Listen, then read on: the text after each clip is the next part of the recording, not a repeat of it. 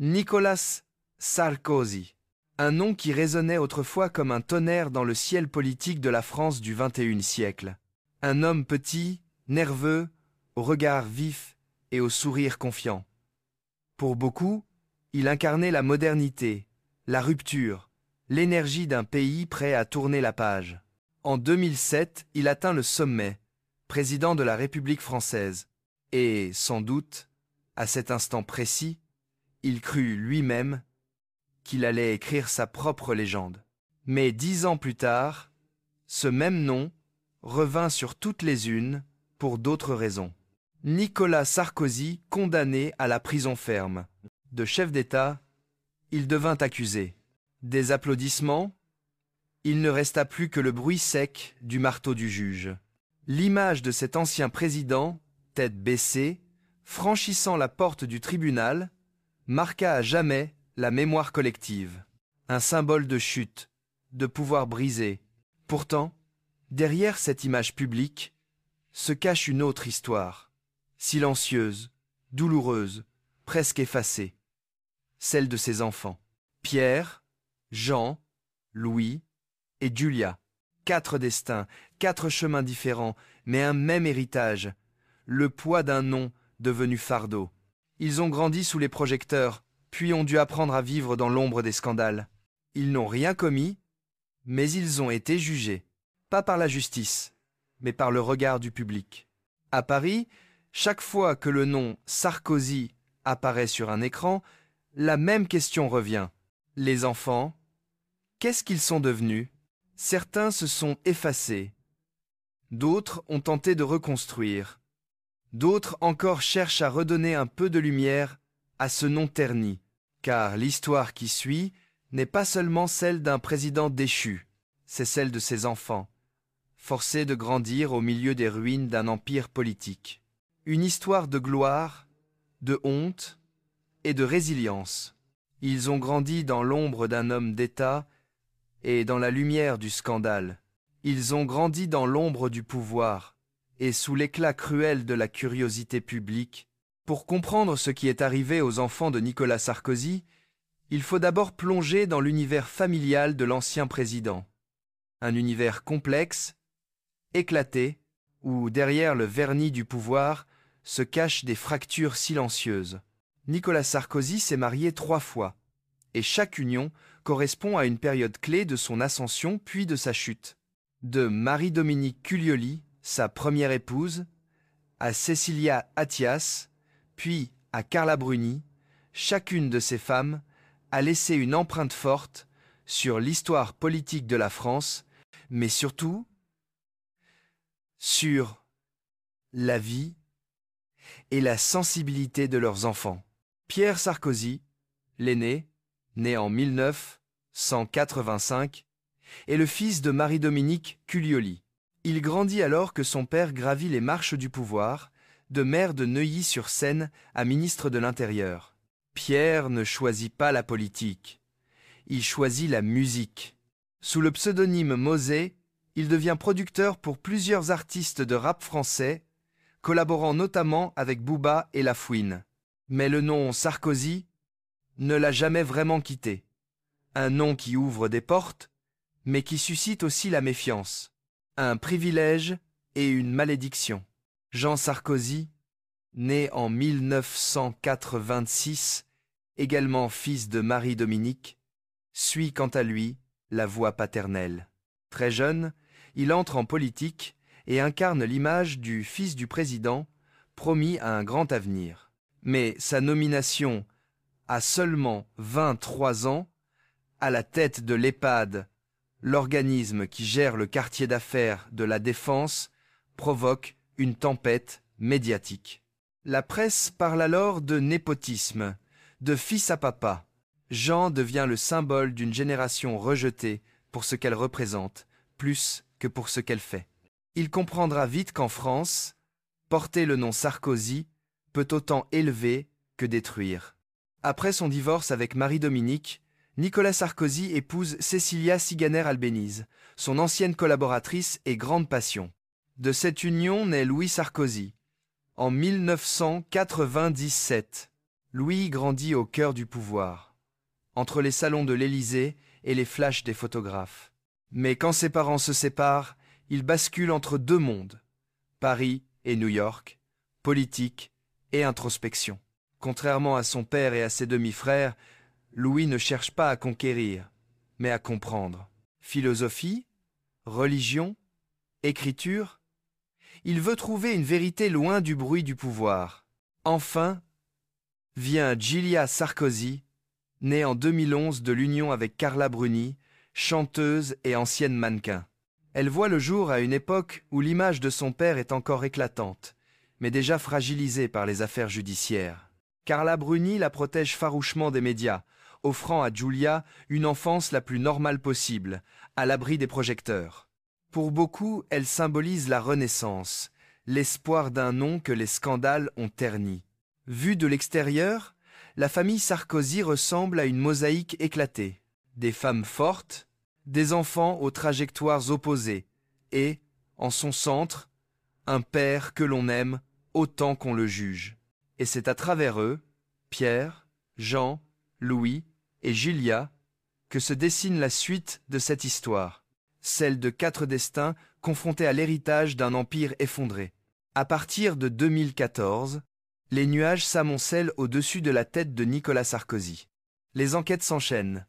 L'affaire des écoutes, l'affaire Big Malion, puis le financement présumé venu de Libye pour sa campagne de 2007. Celui qui avait un jour tenu les rênes de l'État doit désormais rendre des comptes à la justice qu'il dirigeait autrefois. En 2021, la sentence tombe. Nicolas Sarkozy est condamné pour corruption et trafic d'influence. 3 ans de prison, dont 1 an ferme sous surveillance électronique. L'image du président déchu portant un bracelet à la cheville fait le tour du pays. Pour beaucoup de Français, c'est une scène inimaginable. Voir un ancien chef d'État traité comme un justiciable ordinaire. Mais pour la famille Sarkozy, cette condamnation n'est pas qu'une humiliation publique, c'est une fracture intime.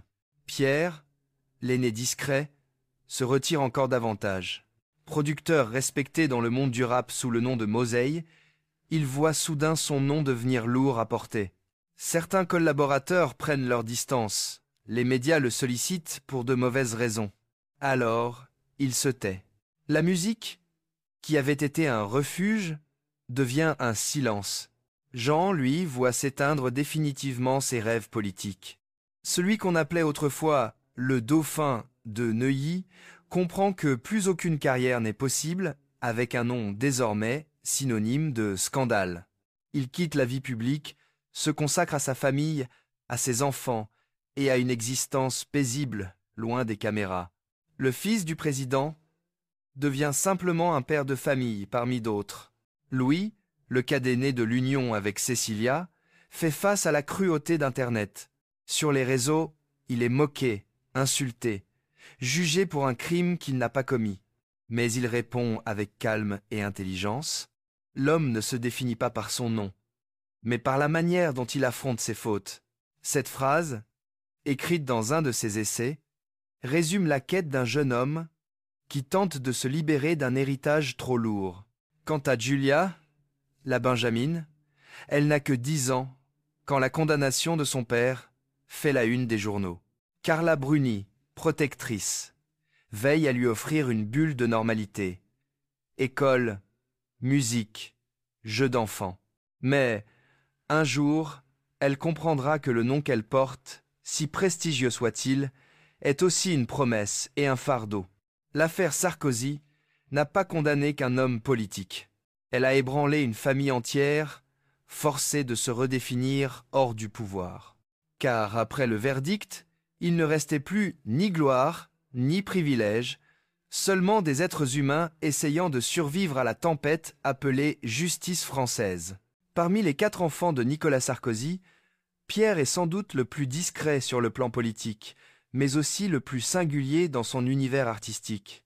Né en 1985, il grandit à une époque où son père gravit encore les premiers échelons du pouvoir. Alors que les autres enfants rêvent de football ou de cinéma, lui ne pense qu'à la musique, au son, au rythme, aux mélodies qui pour lui sont un langage plus vrai que les discours des hommes politiques. Très jeune, Pierre choisit sa voie. Il ne veut pas être le fils du président, mais un créateur à part entière. Sous le pseudonyme Mozzy, il entre dans le monde du rap français, un univers brut, libre, souvent en marge du système. Il collabore avec des artistes comme Booba ou La Fouine, produit des titres salués dans les cercles underground et se forge peu à peu une réputation de producteur talentueux. Mais malgré tous ses efforts, il ne parvient jamais totalement à échapper à l'étiquette. Le fils de Nicolas Sarkozy. Chaque article sur lui, chaque interview, portait cette mention comme une cicatrice. On doutait de son talent. On murmurait que son nom ouvrait plus de portes que sa musique. Alors, Pierre s'est effacé.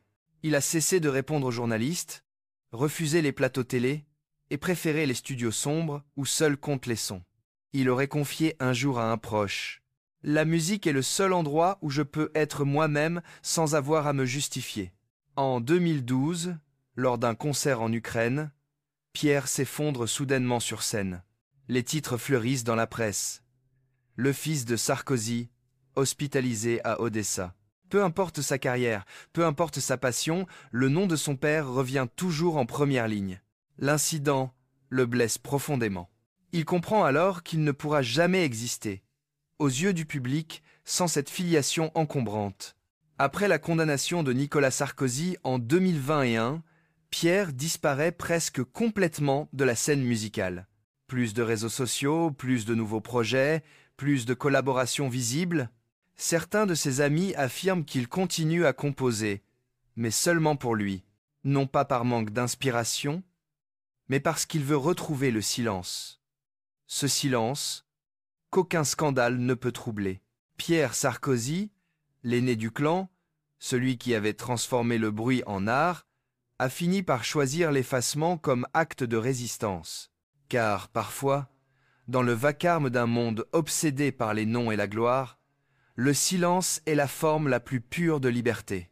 Si Pierre a cherché à s'émanciper par la musique, Jean Sarkozy, lui, a choisi d'embrasser le destin paternel. Né en 1986, deuxième fils de Nicolas Sarkozy et de Marie-Dominique Culioli, il grandit dans l'idée que la politique coule dans ses veines. Étudiant en droit à Paris, il captive rapidement les médias, allure soignée, verbe assuré, charisme familier. La presse le surnomme bientôt le mini-Sarko, reflet jeune et prometteur d'un père au sommet du pouvoir. Jean ne fuit pas cette comparaison, il la revendique. Pour lui, la politique n'est pas un fardeau, c'est un héritage. En 2008, alors que son père est encore président, Jean entre au Conseil général des Hauts-de-Seine, véritable bastion du sarkozysme. Il incarne une génération nouvelle, censée prolonger l'œuvre du patriarche. Mais cette ascension rapide attire aussi la méfiance, puis la colère. En 2009, à seulement 23 ans, Jean est pressenti pour devenir président de l'EPAD, l'organisme chargé de gérer le quartier d'affaires de La Défense. C'est une nomination explosive, le symbole du népotisme à la française. Les journaux s'enflamment, Le Monde, Libération, Le Canard enchaîné, tous dénoncent le favoritisme. Dans les universités et dans la rue, on se moque du fils du président roi. Jean Sarkozy devient malgré lui la cible d'un pays qui refuse d'être gouverné par des lignées. Sous la pression, il renonce à la présidence de l'EPAD. La scène politique, qui s'était ouverte à lui si tôt, se referme brutalement. Et pour la première fois, Jean comprend que son nom, au lieu d'être une clé, est devenu une barrière. Un ancien collègue confiera plus tard: Jean avait du talent, mais la France n'était pas prête pour un autre Sarkozy. Après cette humiliation publique, Jean reprend ses études, puis se marie avec Jessica Sebaoun, petite fille du fondateur de la chaîne Darty. Il devient père de 3 enfants, s'installe à Neuilly, loin des micros et des caméras. Il ne fait plus de discours, ne commente plus la politique. Il s'efface doucement, préférant la stabilité d'une vie de famille à l'instabilité du pouvoir. Quand la condamnation de son père tombe, Jean garde le silence. Ni indignation, ni défense, ni excuse. Seulement le regard d'un fils qui a tout vu, tout compris. Les journalistes le surprennent un jour quittant le tribunal, main dans la main avec son épouse, le visage calme, presque apaisé. Jean Sarkozy, l'héritier désigné d'une dynastie politique, a choisi le retrait plutôt que la conquête. Et peut être que, dans ce geste de renoncement, se trouve la plus grande forme de courage. Car, dans un monde où le pouvoir dévore les hommes, Jean a compris qu'il valait mieux perdre la gloire que se perdre soi-même. Parmi les fils de Nicolas Sarkozy, Louis est sans doute le plus singulier. Ni musicien comme Pierre, ni politicien comme Jean-Louis, a choisi une autre voie, celle de la pensée, de la réflexion et de la liberté intérieure. Né en 1997, il est le seul enfant issu du mariage entre Nicolas Sarkozy et Cécilia Siganer-Albéniz, cette femme que la presse décrivait comme « le cœur et la tempête de la vie du futur président ». Louis grandit dans les couloirs du pouvoir, entre les dîners d'État et les voyages officiels, sous l'œil des caméras. Son enfance se déroule à l'Élysée, au rythme des discours et des gardes du corps. Mais derrière les dorures et les flashs, il y a un enfant qui perçoit très tôt le poids d'un nom. Sarkozy. Lorsque ses parents se séparent, Louis n'a que 10 ans. Il suit sa mère aux États-Unis, loin de Paris et de la politique. Là-bas, il découvre un monde où personne ne le juge par son patronyme. Il étudie dans les grandes écoles privées de New York, s'ouvre à la philosophie et se passionne pour Nietzsche, Kierkegaard et Thomas d'Aquin. Là où son père apprenait à diriger les hommes, Louis, lui, apprend à les comprendre. À l'âge adulte, il choisit la plume plutôt que le pouvoir. En 2021, il publie son livre « La vérité sur les hommes », un essai à mi-chemin entre la méditation spirituelle et la réflexion morale. Il y parle de foi, de masculinité et de quête de sens dans une époque qu'il juge confuse. Il écrit « Nous naissons avec un nom, mais nous devenons vraiment des hommes lorsque nous apprenons à sortir de son ombre. » Une phrase simple, mais lourde de sens, presque une confession. Sur les réseaux sociaux, Louis s'exprime souvent, mais toujours avec retenue. Il critique les faux-semblants du pouvoir, défend la liberté de conscience et rejette le cynisme politique. Lorsque la condamnation de son père est prononcée, il ne réagit pas par colère. Il écrit seulement « La justice est faite d'hommes, donc elle n'est jamais parfaite ». Une phrase calme, sans rancune, mais qui en dit long. Celle d'un homme qui a compris les failles du système et les limites de l'honneur. Aujourd'hui, Louis vit principalement aux États-Unis. Il lit, écrit et médite sur la foi. Il n'essaie plus de fuir son nom, mais ne le revendique pas non plus. Il l'assume, tout simplement comme un fait, pas comme un destin. Louis Sarkozy représente une autre génération. Celle qui ne veut ni dominer ni hériter, mais comprendre. Là où son père cherchait le pouvoir, lui cherche la vérité. Si Pierre a trouvé sa liberté dans la musique, si Jean a trouvé la paix dans la famille, alors Louis, lui, a trouvé sa rédemption dans la pensée. 3 chemins différents, mais une même quête. Se libérer du nom Sarkozy sans le renier. Au milieu des tempêtes médiatiques, des procès et des unes de journaux, il existe un espace préservé, presque invisible, celui où grandit Giulia, la Benjamine de Nicolas Sarkozy et Carla Bruni. Née en 2011, Giulia vient au monde à un moment charnière. La France se souvient encore du président énergique et tout-puissant, mais déjà les murmures commencent. Enquête, soupçon, fatigue du pouvoir. Elle apparaît donc à la frontière entre 2 époques, l'éclat et la chute, la gloire et le doute. Et, sans le savoir, elle devient le symbole fragile d'une espérance nouvelle, au cœur d'un empire en train de s'effondrer. Contrairement à ses demi-frères, élevés dans la lumière du pouvoir, Giulia grandit à l'abri du monde. Carla Bruni veille sur elle comme une lionne. Pas de paparazzi, pas d'interview, pas de photos volées. Dans une rare déclaration, Carla confie Je veux que ma fille connaisse l'amour avant de connaître les flashs. La vie familiale devient alors un refuge. La musique remplace les discours, le jardin remplace l'Élysée. Giulia grandit entourée de chansons italiennes, de guitares et de tendresse. Là où ses frères ont appris la prudence, elle apprend la douceur.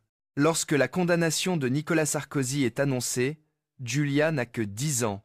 Chaque jour, les journaux parlent de son père. Mais à la maison, le silence règne. Carla Bruni publie parfois des images, un rayon de soleil, un arbre, une main d'enfant dans la sienne. Ces gestes simples deviennent des symboles. Au milieu du vacarme, une mère et une fille choisissent la paix. Aujourd'hui, Giulia est une adolescente.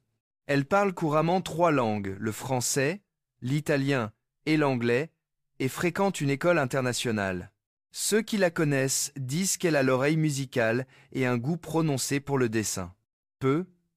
Être qu'un jour, elle chantera, écrira ou créera à son tour. Mais pour l'instant, Carla souhaite seulement qu'elle grandisse loin du poids du nom qu'elle porte. Libre, curieuse, bienveillante, si Pierre, Jean et Louis représentent les chapitres clos d'une histoire de pouvoir et de désillusion, alors Giulia en est l'épilogue lumineux, celui de la Renaissance.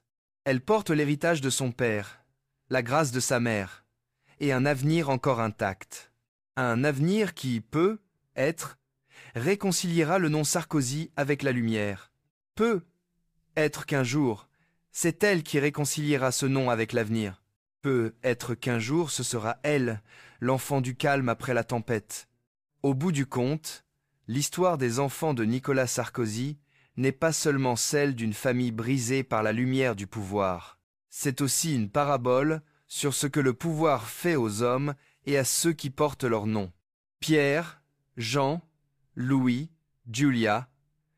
4 chemins, 4 manières d'habiter un héritage trop lourd. 4 façons d'apprendre à vivre sous l'ombre d'un père dont la grandeur s'est confondue avec la chute. Pierre a choisi le silence, parce qu'il a compris que parfois, le silence est la seule musique qui nous appartient. Jean a choisi le retrait, parce qu'il sait que l'on peut être fort sans dominer.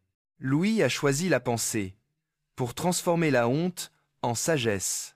Et Giulia, sans encore le savoir, incarne déjà l'espérance, celle d'un nom réconcilié avec la tendresse et la lumière.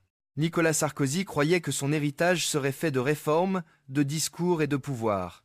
Mais être que son vrai legs se trouve ailleurs dans le courage tranquille de ses enfants, dans leur capacité à tirer de ses erreurs une leçon d'humanité.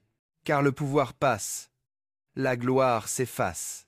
Ce qui reste, c'est l'amour imparfait, silencieux, mais éternel. On imagine, au crépuscule, un homme regardant ses enfants s'éloigner dans des directions différentes. Plus de micros, plus de cortèges officiels, plus d'illusions. Seulement la paix d'un soir ordinaire. Et le regard d'un père qui comprend enfin que le pouvoir n'est pas un héritage. L'amour, lui, l'est. Les enfants portent les cicatrices des pères, mais parfois aussi leur rédemption. Les enfants de Nicolas Sarkozy, à leur manière, auront être su offrir à ce nom ce que le pouvoir ne pouvait pas, un peu d'humanité.